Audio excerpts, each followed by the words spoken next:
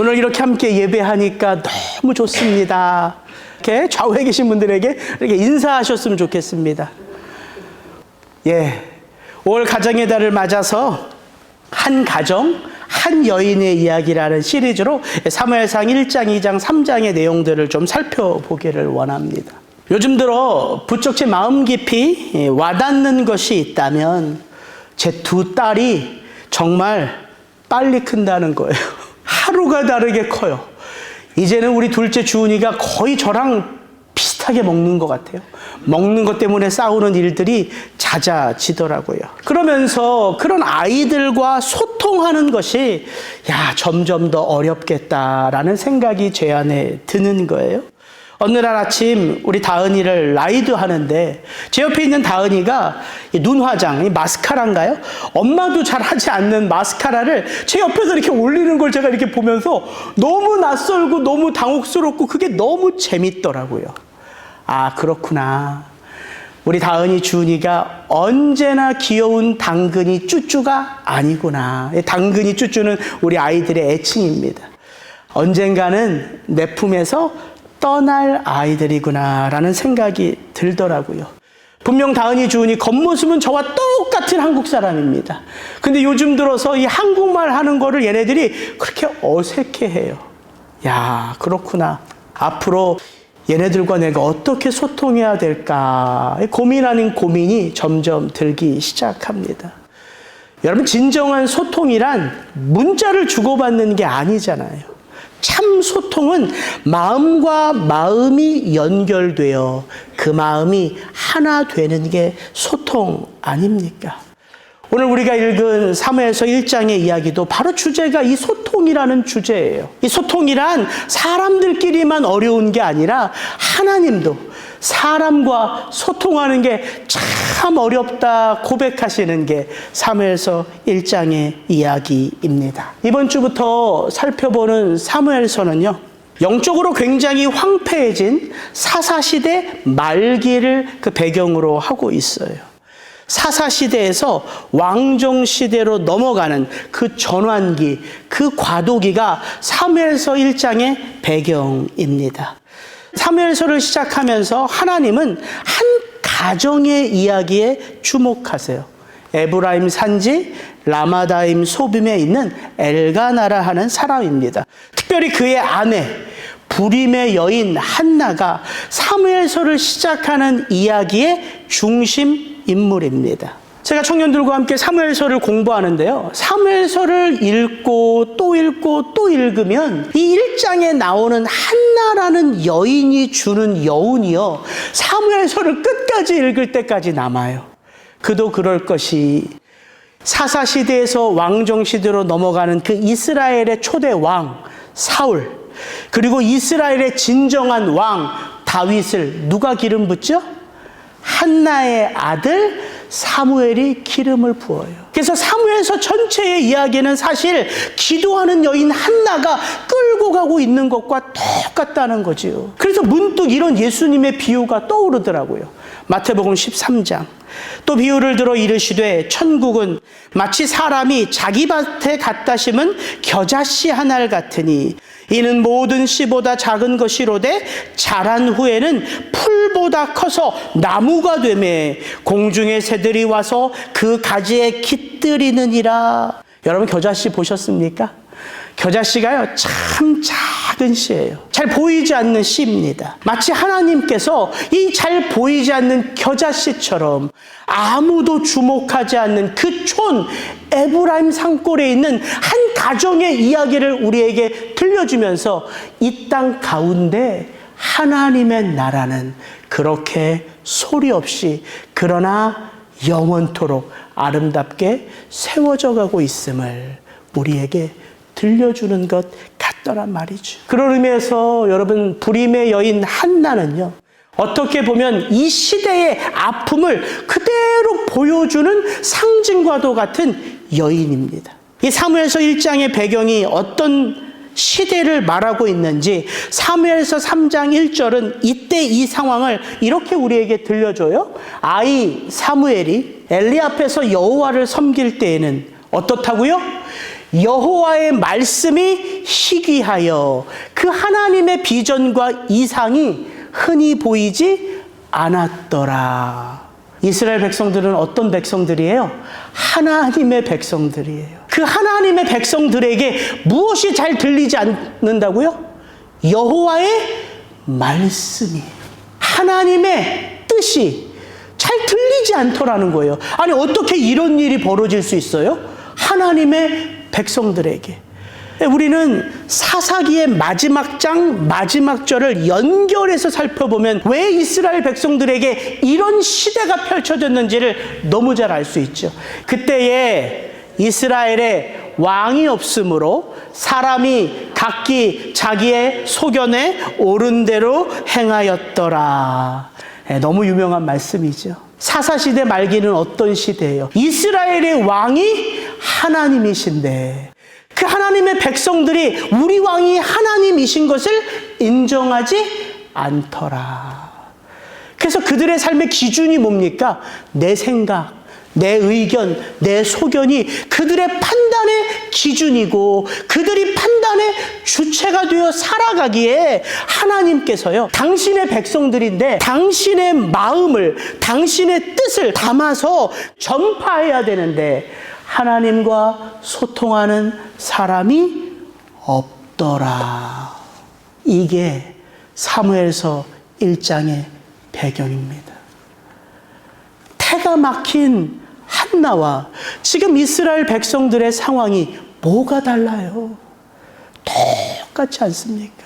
당시에 피폐해진 이스라엘의 모습을 사무엘서 기자는 한 여인의 그 원통한 삶의 모습으로 드러내고 있는 거예요. 여러분, 사무엘서 1장은 이렇게 시작해요. 에브라임 산지 라마다임 소빔에 에브라임 사람 엘가나라 하는 사람이 있었으니 그는 여로함의 아들이요 엘리후의 손자요 도우의 증손이요 숲의 현손이더라. 그에게 두 아내가 있었으니 한 사람의 이름은 한나요 한 사람의 이름은 분인나라. 분인나에게는 자식이 있고 한나에게는 자식이 없었더라. 사무엘서 기자는 이 이야기를요, 아주 구체적인 지명과 아주 구체적인 족보가 있는 한 사람의 스토리로 시작해요. 무엇을 의미하는 걸까요? 이 이야기가 허구의 이야기가 아니라 역사적 사실성이 있는 진짜 이야기라는 것을 밝혀주며 사무엘서를 시작하는 거예요. 주은이 어렸을 때만 해도요, 들려주는 이야기가 있었어요. 주은이 머리를 쓰다듬으면서 주은아 옛날 아주 먼 옛날에 한 왕자님이 있었어요. 이렇게 이야기는 시작합니다. 근데 그 왕자는 이름이 없어요. 그 왕자는 족보도 없어요. 그렇게 이야기는 시작해서 그 이야기는 꼭 이렇게 끝나요. 그 왕자는 그 마을에 사는 아주 이쁜 주은이와 결혼해서 행복하게 살았더라. 어느덧 주은이는 잠들어 있어요. 뭘 이야기하는 겁니까? 제가 지어낸 이야기예요. 어떤 의미도 없고 목적도 없어요. 그냥 만들어낸 허구의 이야기입니다. 그런데 여러분, 성경의 이야기는 다르다는 거예요. 이게 구약의 이야기예요. 그 이야기를 펼쳐서 읽으면 거긴 뭐가 등장해요? 분명한 이름, 사람이 등장해요. 그리고 그 사람이 어떤 곳에서 언제 살았는지 역사성이 드러나요. 그리고 뭐가 드러나요? 뭐가 소개돼요? 그 사람이 어떤 일들을 경험했는지, 그 사람이 경험한 사건, 일들이 펼쳐져요. 그래서 우리가 뭘 볼 수 있는지 알아요? 그 성경의 이야기 속에 들어가서 그 이야기를 주목해서 보면 우리는 그 이야기 속에 내가 있음을 보게 되는 거예요. 왜냐? 나와 똑같이 문제 앞에서 씨름하고 발버둥치고 때로는 믿음으로 승리하고 때로는 믿음에 좌절해서 낙심하고, 그러나 어떤 상황 속에서도 누구를 바라보며 누구를 향하여 나아가기를 몸부림치는 하나님의 사람들을 봅니까? 하나님. 실패해도 넘어져도 하나님의 사람이라는 이름을 짊어지고 살아가기에 발버둥 치는 거예요. 그 넘어진 자리에서 일어나 하나님 앞에 믿음으로 나아가려고 애쓰는 사람. 그게 성경의 이야기라는 거예요. 그게 아브라함의 이야기고요. 그게 요셉의 이야기고요. 그게 야곱의 이야기고요. 그게 다윗의 이야기고요. 그게 한나의 이야기예요.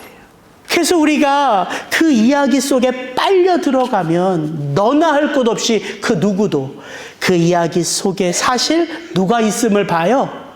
그 사람들과 함께 하시는 하나님이 있음을 보게 되는 거예요. 이게 성경입니다. 그래서 성경의 이야기를 읽으면 내가 이 땅에서 어떻게 살아가야 하는지를 알 수 있는 거예요. 왜? 하나님은 여전히 오늘 이 땅에서도 그렇게 나의 삶 속에 하나님의 섭리와 하나님의 주권과 하나님의 역사를 이루며 구원의 역사를 이루어 가시기 때문이에요. 마치 겨자씨 한 알에 하나님의 나라가 담겨져 있는 것처럼. 그래서 우리가 성경을 읽으면 어떤 은혜가 있냐면요. 성경 없이 세상을 살아가면 주목받고 싶어요. 왜? 사람들에게 인정받고 싶은 게 우리의 자연스러운 욕구 아닙니까?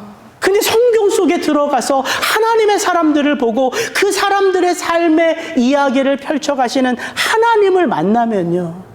그 누가 내 삶 주목하지 않아도, 그 누가 내 삶에 관심이 없어도 사실 내 삶을 주목해서 보시는 분이 누구예요?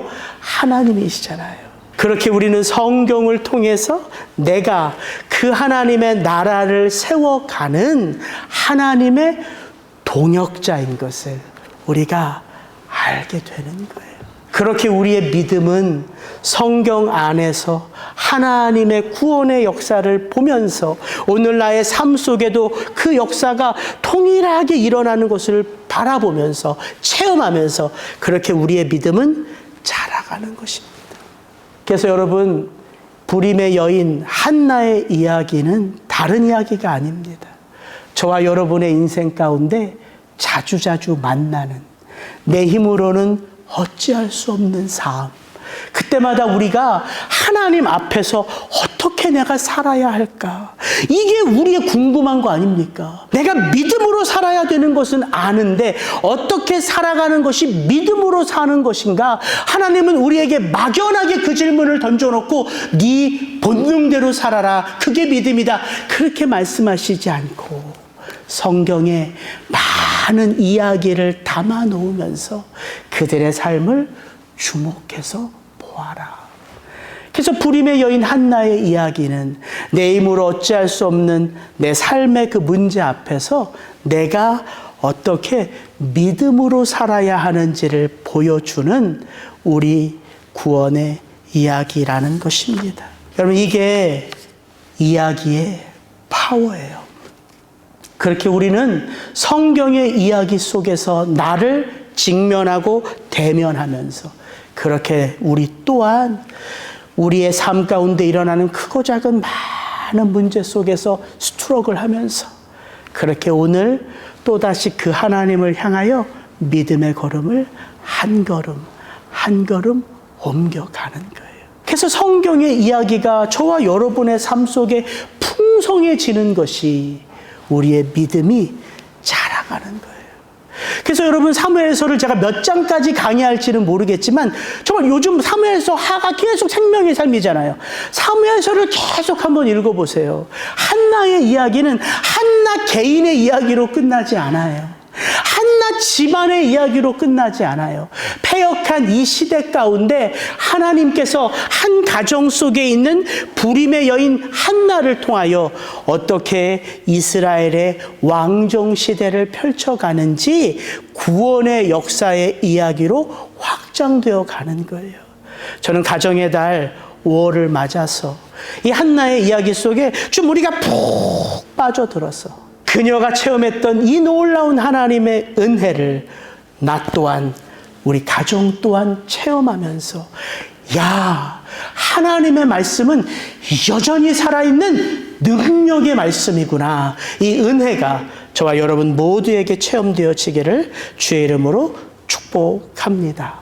하나님과 소통할 사람이 없는 그 시대, 하나님은 어떻게 한나라는 한 여인을 주목해 보시며 그 여인을 통하여 영적으로 황폐한 그 땅 가운데에 하나님의 나라를 세워가시는지 함께 살펴보며 은혜를 나누기 원하는데요. 저는 오늘 그리고 다음 주 2주에 걸쳐서 한나의 모습 속에 드러나는 이 3가지 행동에 집중해서 좀 은혜를 살펴보기를 원합니다. 이 3가지 행동이 뭐냐면 한번 따라해 보세요. 일어나라, 쏟아놓으라, 믿음으로 받으라. 오늘은 그 첫 번째, 일어나라, 요 하나만 좀 살펴보기를 원합니다. 한나라는 여인이 지금 어떤 상황 가운데 있는지 우리가 읽진 않았지만 사무엘서 1장의 본문은 그녀의 상황을 이렇게 소개합니다. 1장 4절부터 8절인데요. 엘가나가 제사를 드리는 날에는 제물의 분깃을 그의 아내 분인나와 그의 모든 자녀에게 주고 한나에게는 갑절을 주니 이는 그를 사랑함이라. 그러나 여호와께서 그에게 임신하지 못하게 하시니 여호와께서 그에게 임신하지 못하게 하심으로 그의 적수인 분인나가 그를 심히 격분하게 하여 괴롭게 하더라. 매년 한나가 여호와의 집에 올라갈 때마다 남편이 그같이 하매 분인나가 그를 격분시키므로 그가 울고 먹지 아니하니 그의 남편 엘가나가 그에게 이르되 한나여 어찌하여 울며 어찌하여 먹지 아니하며 어찌하여 그대의 마음이 슬프냐 내가 그대에게 10아들보다 낫지 아니하냐 하니라. 에브라임 산지 라마다임 소빔에 사는 이 명망 있는 엘가나라고 하는 이 사람에게는 아내가 몇이 있다고요? 2이 있다고요. 그 아내의 이름은 한나와 분인나. 이 2 여인의 삶은요, 그들의 이름처럼 그 삶이 펼쳐지고 있어요. 한나라는 이름의 뜻은요, 은혜, 은총을 받은 자란 뜻이에요. 정말 한나는요, 은혜 없으면 못 살지요. 왜? 태가 막혔으니까. 뿐만 아니라 이 여인은요, 단 한 번의 은혜를 통하여 그녀의 삶이 완전 역전된 역전의 삶을 사는 은혜의 여인으로 등장하고 있어요. 여러분, 분인나라는 이름의 뜻은요, 보석, 진주, 열매라는 뜻이에요. 정말 이 분인날은요, 엘가나에게 시집을 와서는 정말 보석 같은 아들들을 주렁주렁 열매 맺는 여인으로 그 여인의 삶이 펼쳐져요. 근데 문제는 어디서 있냐면 엘가나가 한나가 아마 첫 번째 여인인가 봐요. 한나가 자식이 없지만 여전히 엘가나의 마음속에는 한나를 향한 사랑이 지극히 커요. 그래서 매년 가족 제사를 지내러 법궤가 있는 실로에 올라가서 제사를 드리고 나면 이 감사제와 화목제는 제물의 분깃을 나누어서 먹고 마시는 제사거든요. 근데 자식이 있는 분인나에게 훨씬 더 많은 제물의 분깃을 줘야 되는데 엘가나는 누가 너무 안쓰럽게 보여요? 한나가. 그래서 한나에게 더 특별히 생각해서 그 제물의 포션을 더 많이 주는 거예요. 참 엘가나가 한나를 사랑하는 것까진 좋았는데 지혜롭지 못한 거지. 누가 그 모습을 뻔히 쳐다보고 있어요? 분인나. 거기서부터 문제가 시작되는 거예요. 아니, 이 사람이 제정신이야? 이러다 보면 한나가 자식이라도 아들이라도 떡하니 나면 사실 장자권은 누구에게 있어요? 분인나의 아들에게 있잖아요. 근데 이 사람이 애도 없는데 한나를 저렇게 사랑하면 한나가 아들까지 나면 장자권을 누구에게 줄지 몰라요? 한나의 아들에게 줄지도 모르는 거죠. 여자가요, 보통이 아닙니다. 앞만 봐도 뒤에서 남편이 뭐하고 있는지를 다 아는 게 이게 여인 아닙니까? 그래서 이 가정의 문제는 바로 이 분인나의 질투와 시기심이 누구를 향한다? 한나를 향한다. 그래서 매년 제사를 드릴 때마다 한나의 마음이 너무나도 격동되어서 그 제물의 분깃을요, 먹고 마시지를 못해요. 왜? 먹으면 다 토할 것 같은 거죠. 너무 그 마음이 격동해서. 오직하면 한나가 슬피 울었더라. 성경이 그 한나의 모습을 그렇게 그렸겠습니까? 근데 이렇게 슬퍼하는 한나를 위로하는 남편, 참 남편의 위로라고는 이렇게 말하죠. 한나여, 어찌하여 울며 어찌하여 먹지 아니하며 어찌하여 그대의 마음이 슬프냐. 내가 그대에게 10아들보다 낫지 아니하냐. 아니, 이거를 지금 위로라고 하는 것 같아요. 아들 하나가 없어서 원통한 여인이라고 자기를 소개하잖아요. 나는 마음이 슬픈 여자라. 그 아들 하나 때문에 하나님께 버림받은 저주받은 여인이라고 생각하는 한나에게 내가 당신에게 10아들보다 낫지 아니합니까? 위로를 해도 주인공은 누구예요? 나예요, 나. 이런 엘가나의 위로가 한나에게 얼마나 마음 깊이 다가왔을까요? 그냥 웃지요 하지 않았을까 싶어요. 그냥 웃지요. 여러분, 인생이란 어떤 거냐면요, 한나가요, 명망 있는 엘가나 집안에 시집을 왔어요. 이 집안이 4대손을 지금 소개하고 있고요. 이 집안이 매년 실로에 올라가서 제물을 드리는 것만 해도 가난한 집안이 아니에요. 꽤 부유한 집안이에요. 한나가 명망 있는 부유한 집안에 시집을 왔습니다. 근데 아들을 못 낳아요. 자식이 없어요. 근데 누가 여전히 그녀를 사랑해요? 남편 엘가나가 여전히 한나를 사랑해요.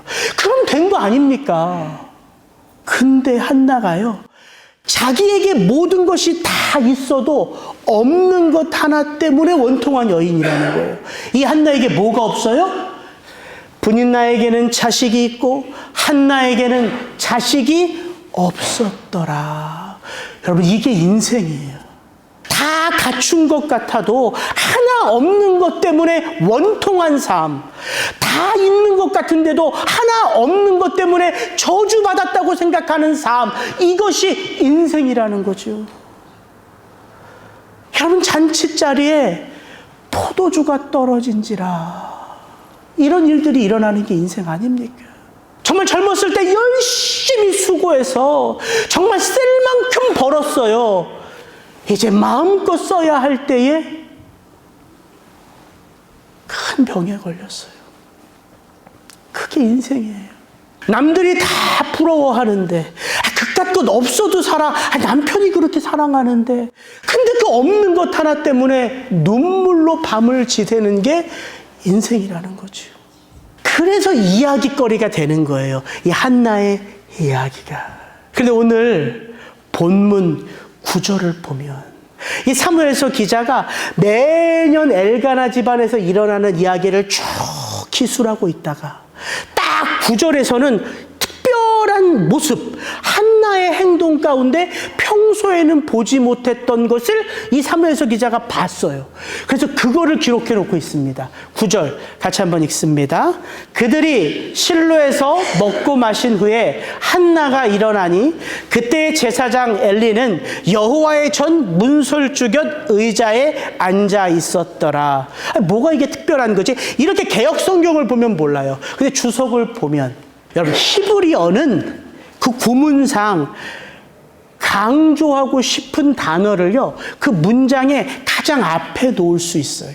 사무엘상 1장 9절에 어떤 단어가 제일 먼저 나올까요? 어떤 단어? 한나가 일어났다, 이 단어가 나와요. 한나가 일어났다, 그거를 말하고 싶은 거예요, 사무엘서 기자가. 왜냐하면 매년이 엘가나 집안에서 실로에 올라가서 제사를 드릴 때 한나에게는 그런 모습이 한 번도 일어나지 않았어요. 근데 보니까 갑자기 한나가 일어나서 여호와 앞으로 나아간 거예요. 그냥 일어난 게 아니에요. 구약 성경을 헬라어로 번역하는 70인경에 보면 이 대목을 이렇게 번역합니다. 제가 노란색으로 칠해놨어요. 한나가 일어나 여호와 앞에 섰다, 이거예요. 한나가 그냥 일어난 게 아니에요. 왜 일어났다고요? 여호와 앞에 나아가기 위하여. 그렇다면 한나가 지금 갑자기 일어난 이 행동이 무엇과 연결되어져 있는지를 보면 알 수 있어요. 1장 9절의 앞부분입니다. 제가 한번 읽어드릴게요. 그들이 실로에서 먹고 마신 후에 한나가 일어나니. 그러니까 지금 한나가 일어난 행동이 지금 무엇과 연결되어져 있는 거예요. 왜 엘가나의 집안 사람들이 지금 먹고 마실까요? 그들이 무엇을 했기 때문에 먹고 마시는 거죠? 이미 여호와 앞에 예배가 드려졌습니까? 안 드려졌습니까? 드려졌어요.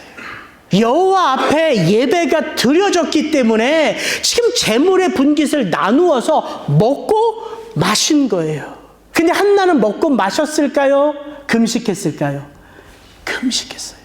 한나는 먹고 마시지 않았습니다. 18절, 19절에 그게 나와요. 한나가 기도하고 나서 돌아가 먹고 마셨다고 나오거든요. 그러니까 지금 한나는요, 예배를 드리고 나서 지금 가족들이 다 먹고 마실 때까지 기다리고 있다가 그 모든 가족들이 먹고 마신 후에 갑자기 벌떡 일어나 다시 그 예배의 자리로 나아간 거예요.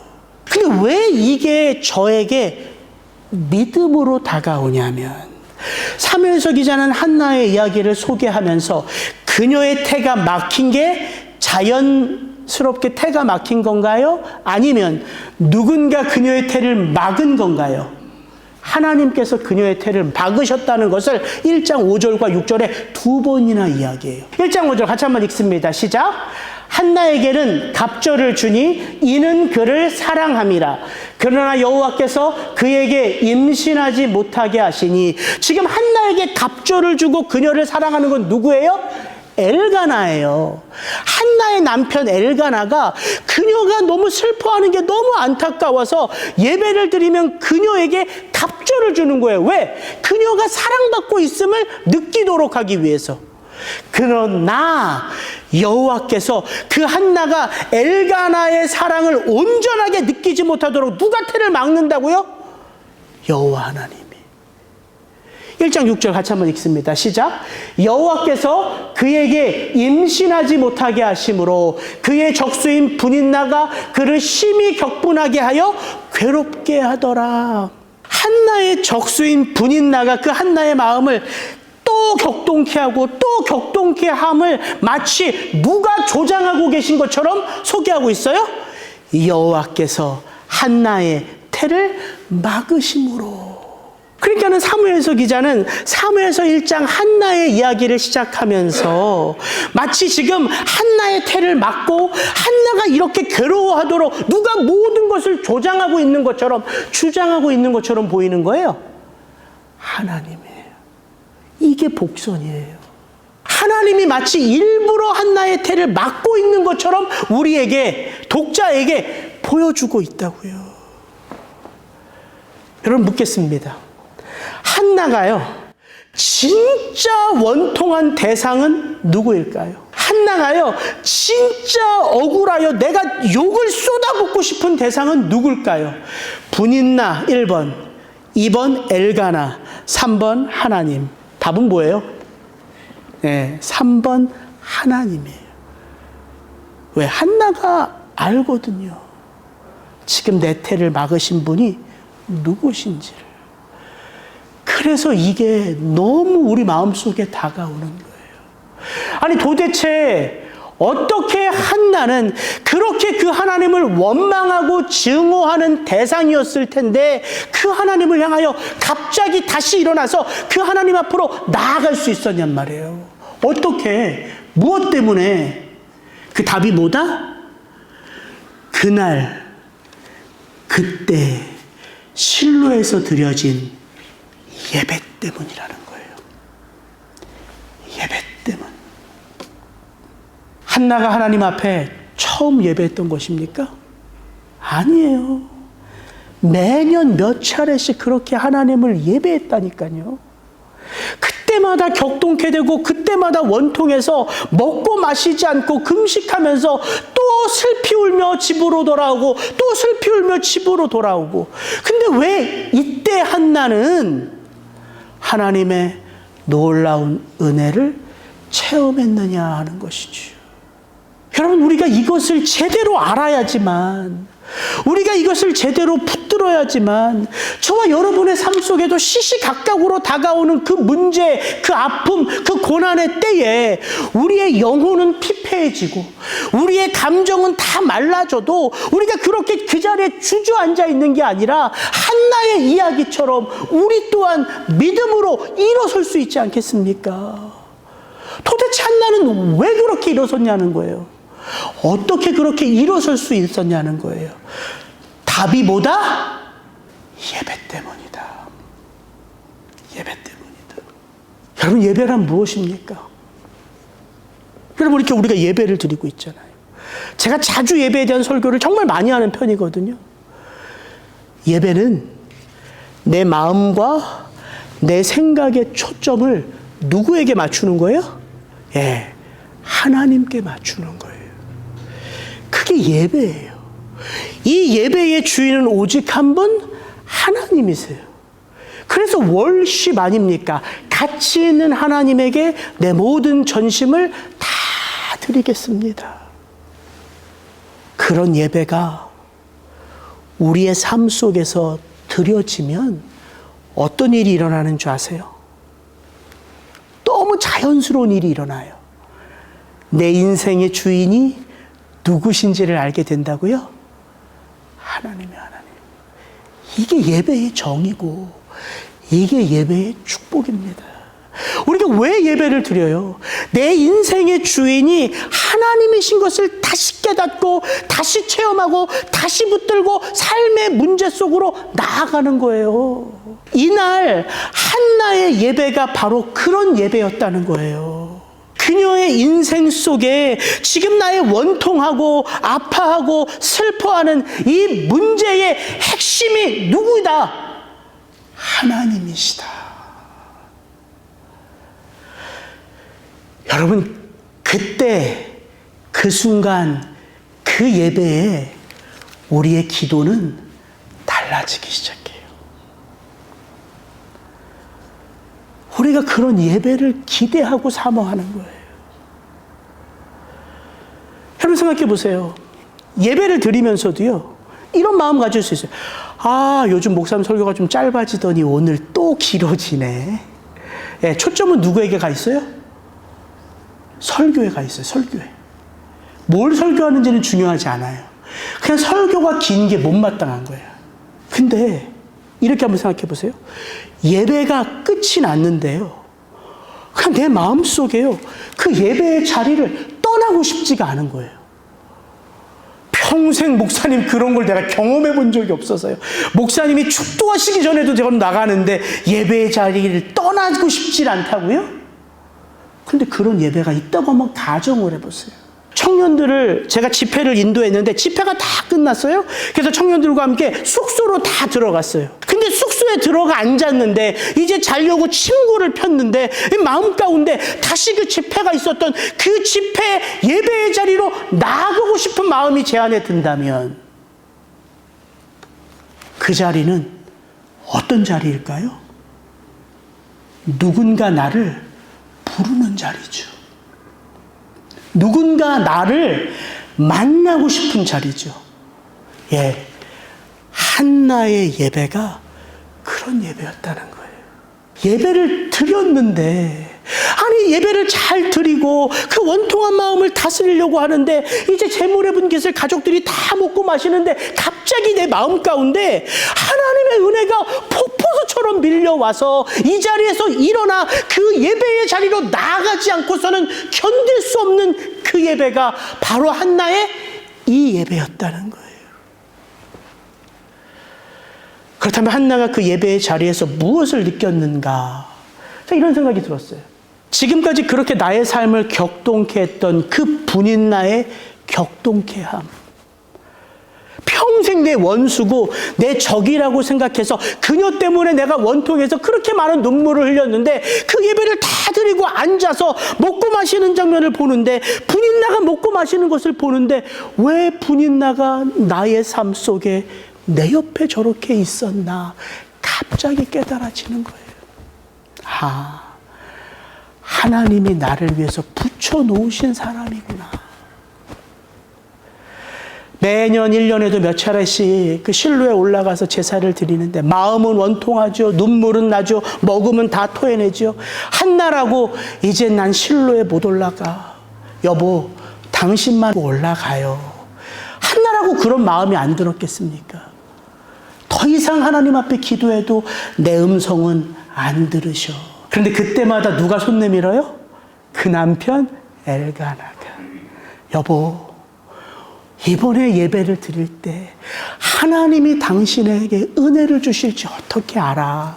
그러지 말고 이 손 잡고 같이 올라가자. 그 엘가나의 그 경건함, 먹고 마시는 엘가나의 모습을 보며 한나에게 그런 은혜가 임한 거죠. 지금까지 내가 실로에 와서 드렸던 기도, 내가 어떤 기도를 드렸나? 한나가 자기가 드렸던 기도를 잘 생각했을 거라고요. 여러분, 한나가 어떤 기도를 드렸을 것 같아요? 몰라요. 왜? 사무엘서 기자가 한나가 드린 이전의 기도를 말하지 않거든요. 근데 저는 알겠더라고요. 뻔한 기도 아니었겠습니까? 한나가 드리는 기도, 저와 여러분이 늘 드리는 그런 기도 아니에요. 하나님, 누구 때문에 못 살겠어요? 분인나 때문에 못 살겠어요. 어디서 저런 것이 우리 집안에 들어와서 이렇게 내 마음을 원통케 하는지. 하나님, 제가 죽든 하나님, 왜 나에게만 아이가 없어요? 엘가나 보기에 부끄러워서 못 살겠어요. 이런 기도 아니었겠습니까? 하나님, 제가 뭐가 부족해서 아들 안 주시는 거예요? 이런 기도 아니었겠어요? 한나의 기도는 성경 기자가 말하지 않아도 시기와 질투에서 나오는 기도요, 체면과 쓴뿌리에서 나오는 기도요, 원망과 불평에서 나오는 기도인 것을 우리가 알 수 있지요. 그런데 이 한 번의 예배를 통하여 한나의 기도가 바뀌었습니다. 그의 기도 속에 분인나가 없어요. 그의 기도 속에 엘가나도 없어요. 그의 기도 속에 내 인생 억울하고 원망하다는 하소연과 불평이 없어요. 한나의 마음이 자기도 모른 채 그 예배를 통하여 치유되어 가고 있는 거예요. 어떻게 알 수 있어요? 원망의 대상인 하나님이 어떤 대상으로 바뀌어지고 있어요? 내 삶의 문제를 유일하게 해결해 주시는 만군의 주 여호와로 바뀌어지고 있어요. 여러분, 이게 진정한 예배의 축복이에요. 여러분의 인생, 여러분의 가정, 여러분의 자녀들, 여러분이 놓여져 있는 문제, 여러분 자신 어디 위에 놓아져 있어야 될까요? 이런 예배 위에 우리의 삶이 놓여져 있어야 된다는 거예요. 이런 예배, 어떤 예배예요? 하나님과 내가 소통이 되는 예배. 그 예배 속에 우리의 인생이 놓여져야지만 무엇이 달라진다고요? 우리의 기도. 우리의 기도가 달라지기 시작하면 우리의 삶이 거기서부터 달라지기 시작해요. 그렇다면 한나는 어떤 기도를 하나님 앞에 쏟아 놓았을까요? To be continue. 다음 주에. 그래서 여러분, 오늘 제 이제 설교를 들었으니까 다음 주에 다시 사무엘서 1장을 1절부터 마지막 절까지 한번 찬찬히 읽어보세요. 그러면 한나가 일어서는 그 일어섬이 얼마나 큰 축복인지를 여러분 알 수 있을 거예요. 저는 여러분의 마음속에 움츠려들었던 그 몸과 마음이요, 하나님 앞에 이 예배를 통하여 일어설 수 있는 그런 은혜가 있기를 주의 이름으로 축복합니다. 같이 기도하겠습니다.